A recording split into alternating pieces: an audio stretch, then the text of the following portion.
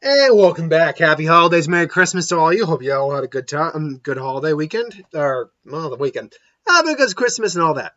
So yeah, I intended to do videos on Christmas, but I was persuaded out of it by my girlfriend's like, no, spend time with us. And all right, fine, I'll spend time with you. So I'm gonna be a little behind this week. So great, the new schedule's just going great right now. But no, okay. So Mr. Blanca asked the question, who in a fight? Batman versus Goku. The answer is Goku. Now, let's be fair here. There's two versions of this fight we're going to look at. And the first obvious answer is Goku. Batman were to meet Goku blind, there's no way Batman could win against Goku. Goku can move well past the speed of light. He's at very minimum an equal fighter to Batman, if not a better fighter than Batman. He has power, universal levels of power, can create energy blasts, has no exploitable weakness, like Superman's kryptonite, obviously, or magic. Well, he's not technically weak against magic, he just has no special protection to it. And Goku also has, instant transmission. He does actually have a little bit of telekinesis. The Kaioken, Solar Flare, Destructive, if Goku and Batman met each other blind, Batman would get his ass handed to him. But let's be completely fair to Batman here. Batman normally wouldn't unwillingly go into a fight against someone unless he had some time to prep, and that doesn't always work out in his favor. Let's be clear about that. So what was it, Tower of Babel? He had files on the Justice League, so he could take them out if he had to.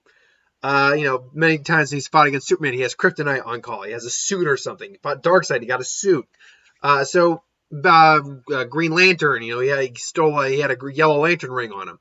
So if Batman were to prep against Goku, how would this fight go down? Well, it's definitely not going to be something where he can exploit Goku's weakness, because Goku doesn't have an exploitable weakness in terms of or glowing green rock or fear, whatever it may be. So in this case, it's got to be something where he basically gets a suit. He'd have to use a bat suit. Now, I can't remember the name of the suit. You know what? We're gonna cheat a little bit here. I should have brought this up beforehand. Darkseid, what was it? Bat suit, or bat armor, I should say. Bat armor. Let's see now. Bat armor. All right. Let's see that he fought Darkseid with. Bat armor suits. Give me 1 second here. Let's see now. Images. There it is. There it is. That one right there. That was, I think that was the Hellbat armor. Was that what it was called? Give me 1 second. The Hellbat armor. Bat armor. That's it. That's the one.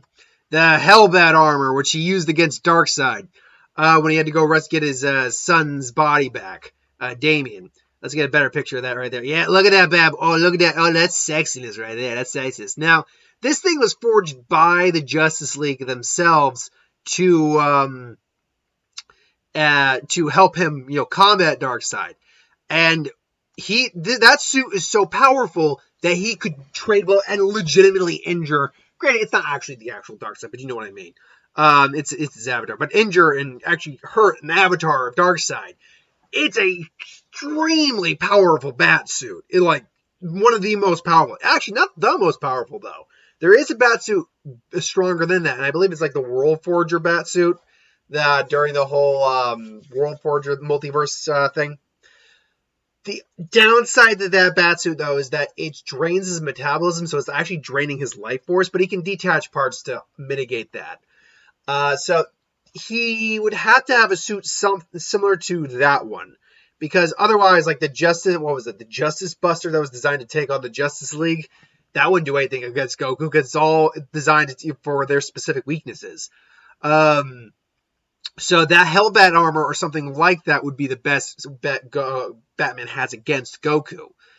And it would have to, but knowing what he would be going up against Goku, I think he'd be going for something like a slimmed down version of it. Like something like a new. It would have to probably be a new suit. Wouldn't be an existing suit he'd use. So he would probably have something like a slimmed down version of that, something maybe more akin to the Batman Beyond suit, but a bulkier like armor that would increase his functions, speed and functions and all that. So in this suit, basically the question is, could Batman, that's the real question here, is could Batman design a suit that would allow him to not only fight on equal terms with Goku, but legitimately beat Goku? And unfortunately, I don't think there is. Now, why do I say that when he can make suits that can take on Darkseid, fight equally with Darkseid, beat the Justice League, even go toe-to-toe with Superman and beat him in certain incarnations? Well, again, it really all comes down to the fact that with most of those individuals, they all have an exploitable weakness that Batman has basically made into the suit, particularly the Justice Buster. Was designed with all their weaknesses in mind. Hell, he had the Atom shrink down a bunch of red suns into the knuckle of the suit that were wrapped around each knuckle so he could punch Superman with mini red suns. Are you kidding me? But the problem here is that Goku doesn't have any exploitable weakness. He's not even. I mean, yeah, he could be scuffed by a bullet now and then, but other times he's just flat out bulletproof. God, like the Hellbat armor. Yes, it could injure Darkseid quite a bit, but it was also seriously taxing on Batman and damaged Batman. Like, it would have killed Batman if he had used the suit continuously all throughout the entire fight without getting rid of any piece of armor. So to build a suit that would be able to take Goku on in general, it would have to be something akin to the Hellbat armor, and it would probably have to be